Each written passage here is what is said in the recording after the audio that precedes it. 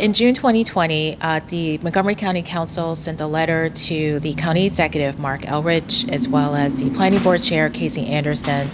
asking them to do some research to identify any streets and public facilities in the county that are named after Confederate soldiers or those who do not otherwise reflect the county's values.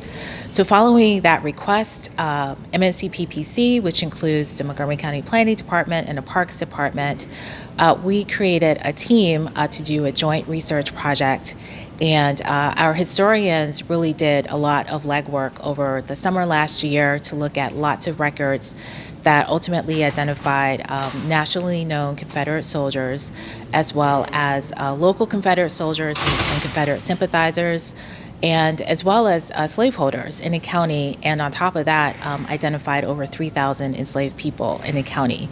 And so using that database of names, we were able to do matches to street names and ultimately identify 3 streets in the county, all in the Potomac area, that have full name matches to Confederate soldiers. And so following all of that work, in addition to briefings to the Planning Board and the County Council, the Planning Board in January of this year, 2021, passed a resolution asking us to initiate the renaming of those 3 streets. 2 of the streets were called Stuart Court and Stuart Road, and the 3rd street was Jubal Early Court. The Stuart Street and Stuart Court have been renamed Geneva Mason Court and Geneva Mason Road. Geneva Mason was an African-American community leader in the Scotland community, which is very close to the location of these streets, who was very involved in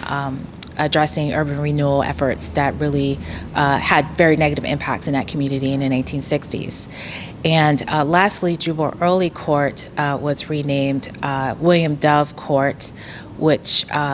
is named after William Dove, who was one of the early kind of founding fathers of the Scotland community. He was a formerly enslaved individual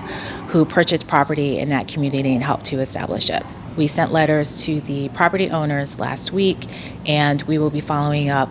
with another letter in about a month to sort of formally begin the street name renaming process. There were quite a number of last name matches to street names, but to further vet those,